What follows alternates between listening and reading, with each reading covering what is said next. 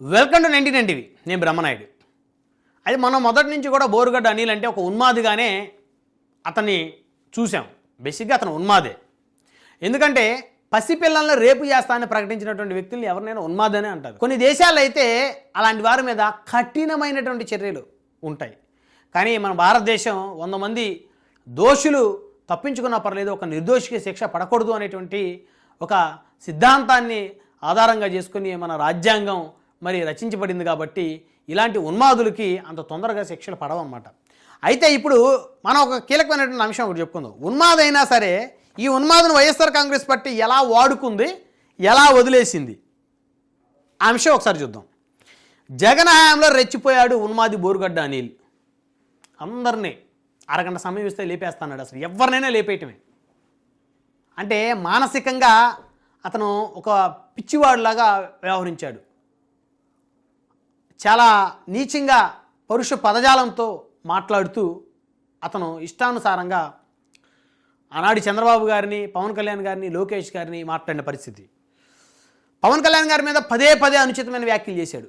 అసలు వాడు వీడు అని ఎంత నీచంగానో మాట్లాడాడు. ఈ ఉన్మాదినికి ఎన్ని సంవత్సరాలు శిక్ష చేసినా తక్కువే. జన సైనికులు, టీడీపీ కార్యకర్తలు నిజంగా వాళ్ళ బాధ వర్ణనాతీతం. ఇలాంటి మృగాన్ని కట్టడి చేయాలి. ఇలాంటి మృగానికి ముక్కుకు తాడేసి కటకటాలో కదా ఉంచాల్సింది. మళ్ళీ ఈ మృగాన్ని జనాల మీదకి వదిలేరేంటి? ఈ మృగం ఇంకెన్ని అఘాయిత్యాలకు పాల్పడుతుందని భయంతో ఉన్నారు టీడీపీ, జనసేన కార్యకర్తలు.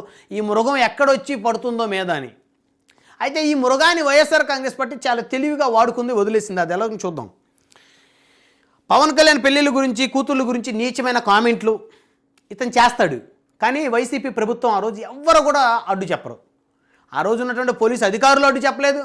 ఆ రోజు ఉన్నటువంటి హోంమంత్రి గారు ఒకసారి కూడా మాట్లాడలేదు. ఆ రోజు ఉన్నటువంటి మంత్రులు మాట్లాడలేదు. ముఖ్యమంత్రి గారు మాట్లాడలేదు.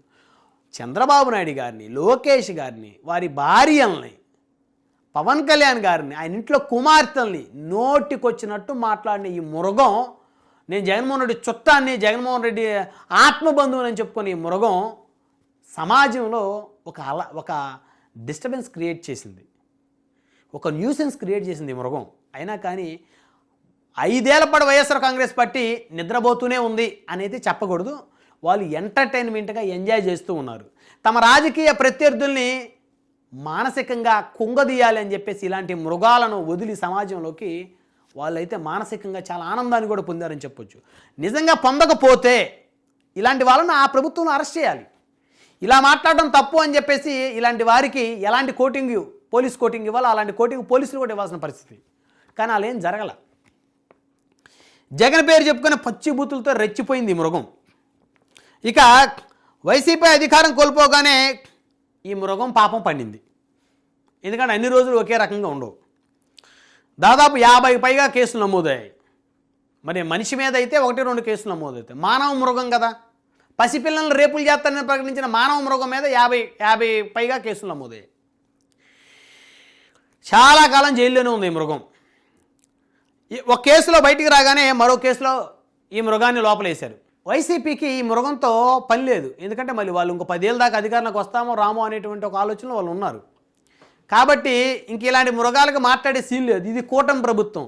ఇక్కడ మాట్లాడితే రెడ్ బుక్లో పేరెక్కిందంటే వారికి చెడ్డీలు చినిగిపోతాయి అన్నమాట. కాబట్టి నారా లోకేష్ అనే పదం అందరినీ భయపెట్టింది. ఆ రోజు పప్పు తుప్పు అని చెప్పేసి ఇష్టం వచ్చినట్టు మాట్లాడినటువంటి ఇలాంటి మృగాలని తొక్క తీసి వాళ్ళకు భయాన్ని కలుగజేసి, భయాన్ని భక్తిని కలుగజేసి కాస్త క్రమశిక్షణలో పెట్టాడు నారా లోకేష్ గారు. అందుకు మాత్రం ఆయనకు అందరూ హ్యాట్సాప్ చెప్పాల్సిందే. అదేవిధంగా పవన్ కళ్యాణ్ గారు కూడా, పవన్ కళ్యాణ్ గారి యొక్క ప్రోద్బలంతో ఇలాంటి మృగాల ముక్కుకు తాడుపడింది, అందులో ఎలాంటి డౌటు లేదు. సో ఆ ఇద్దరు యువనాయకులు బలంగా ఇలాంటి మృగాలను కట్టడి చేయగలిగారు చాలా వరకు. సో ఇంకా అంటే ఇది ప్రజాస్వామిక దేశం కాబట్టి వాళ్ళకి చేతనైనంత వరకు చట్టాల ద్వారా కట్టడి చేయగలిగారు. ఇంకా చెలరేగిపోతూనే ఉన్నారు అనుకుంటే చాలామంది. ఇక ఒక కేసులో బయటికి రాగానే ఇంకో కేసులో అరెస్ట్ అవ్వడం ఆ విధంగా జరిగింది. ఇప్పుడు ఇతను ఎవరికి కాకుండా పోయాడు. ఎందుకంటే వైసీపీ చాలా తెలివిగా ఇతను వదిలించేసుకోవాలనుకుంది. ఎందుకంటే ఇప్పుడు అందరూ అంటున్నారు ఇలాంటి నీచుల్ని తీసుకొని వచ్చి తిట్టించి, ఆ రోజు ప్రతిపక్షంలో ఉన్న చంద్రబాబు గారిని, పవన్ కళ్యాణ్ గారు, లోకేష్ గారు తిట్టించి సునకానందం పొందారు ఈ వైఎస్ఆర్సీపీ వాళ్ళని చెప్పేసి ఎవరన్నా మాట్లాడగానే ఇప్పుడు వాళ్ళందరూ ఏం మాట్లాడుతూ ఉన్నారు, ఇతనికి మాకు ఎలాంటి సంబంధం లేదని చెప్పి సాక్షాత్ ఆ పార్టీకి చెందిన అధికార ప్రతినిధులే మీడియా సెల్లో వారు ప్రెస్ నోట్లు రిలీజ్ చేశారు. అయితే బోరుగడ్డ తమ వాడు కాదని తేల్చేసేది వైఎస్ఆర్సీపీ. బోరుగడ్డతో తమకు సంబంధం లేదని చెప్పి ఒక ప్రకటన విడుదల చేశారు ఇన్నాళ్ళక.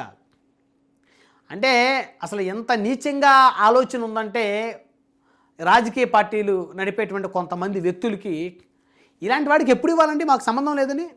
ఎప్పుడైతే గౌరవ చంద్రబాబు నాయుడు గారిని నీచంగా మాట్లాడాడో, భువనేశ్వర్ గారిని క్యారెక్టర్ అసోసియేషన్ చేశాడో, ఆ రోజే ఇతని మీద యాక్షన్ తీసుకొని మాకు ఈ మానవ మృగానికి సంబంధం లేదు అని చెప్పేసి ఈ మృగాన్ని అప్పుడే కట్టడి చేసి కనుక ఉన్నట్టయితే జగన్మోహన్ రెడ్డి గారి పేరు చరిత్ర పుటల్లో నిలిచిపోయేది. చేయలేకపోయాడు. ముసిముసి నవ్వులు నవ్వుకున్నాడే కానీ ఇలాంటి వాళ్ళని కట్టడి చేయలేకపోవడంలో అట్టర్ ఫ్లాప్ అయ్యాడు. అసాంఘిక శక్తుల్ని పెంచి పోషించడంలో సక్సెస్ అయ్యాడు, అందులో డౌట్ లేదు. ఇక ఇప్పటి వరకు వైసీపీ సానుభూతిపరుడిగా బోరుగడ్డకు గుర్తింపు ఉంది. రిపబ్లికన్ పార్టీ ఆఫ్ ఇండియా పార్టీకి చెందిన వ్యక్తిగా చెప్పుకునేవాడు. ఇన్నాళ్ళు జనసేన టీడీపీ పెద్దలను తిట్టినా వైసీపీ ఏమాత్రం ఖండించలేదు. ఇప్పుడైతే మాకు సంబంధం లేదంటుంది. అంటే ఇక్కడ ఇంకో వ్యూహం కూడా ఉంది. మాకు సంబంధం లేదంటేనే ఇతనితో తిట్టిస్తారు, ఇతనికి బ్యాక్ ఎండ్ నుంచి సహాయ సహకారాలు అందిస్తారు అని చాలామంది అనుమానపడతా ఉన్నారు. ఇతనికే మాకు సంబంధం లేదంటే ఇప్పుడు వారి గౌరవం పెరుగుతుంది. కానీ ఇతను మాత్రం తిడతా ఉంటాడు, లేకపోతే కొన్నాళ్ళు భయంతో ఉంటాడు, లేకపోతే ఇంకొక ఎమోషనల్ డ్రామా క్రియేట్ చేస్తాడు. ఏదైతేనే కూటమి పార్టీలని ఏదో ఒక విధంగా ఎరకాటంలో పెట్టాలని. ఇప్పుడు సడన్గా బోరుగడ్డతో తమకు సంబంధం లేదన్న ప్రకటన చేశారు. ఎవరినైనా జగన్ ఇలాగే వాడుకొని వదిలేస్తారా అని చెప్పేసి కూడా మరొక చర్చ కూడా నడుస్తూ ఉంది. మరి 5 ఏళ్ల పాటు మీరు కట్టడి చేయలేదు, ఈ మృగానికి కావాల్సినటువంటి ఆహారాన్ని మీరే అందించారు, అన్నీ సమకూర్చారు. ఈ మృగం ఎవరెవరిని వైసీపీ పెద్దలను కలిసిందో అందరికీ తెలుసు ఉమ్మడి గుంటూరు జిల్లా వ్యాప్తంగా. మరి బాగా వాడుకున్నారు, మీకు కావాల్సిన విధంగా మరి మీ ప్రత్యర్థుల్ని అమ్మనాభూతులు తిట్టించారు, అందరికీ ఫోన్లు చేసి తిట్టించి వారందరూ భయభ్రాంతులు గురి చేసే కార్యక్రమాన్ని ఒకటి చేశారు. ఆ రోజు మాత్రం ఒకరు కూడా స్టేట్మెంట్ ఇవ్వలేదు. ఈరోజు మాత్రం మాకు సంబంధం లేదు స్టేట్మెంట్ ఇచ్చి అతను వదిలేశారు.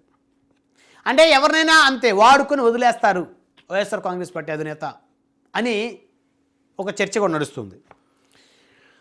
చెల్లి షర్మిల, విజయసాయిరెడ్డి, అదేవిధంగా మరికొంతమంది నేతల్ని కూడా వాడుకొని వదిలేశారనేటువంటి ప్రచారం నడుస్తున్నటువంటి పరిస్థితి అందరికీ తెలిసిందే. ఇక బోరుగడ్డను కూడా వైసీపీ ఎట్టకేలకు వదిలించుకుంది, వాడుకొని వదిలించుకుంది. చూద్దాం ఇలాంటి ఉన్మాదులు మరి వైసీపీలో ఇంకా తయారవుతారా?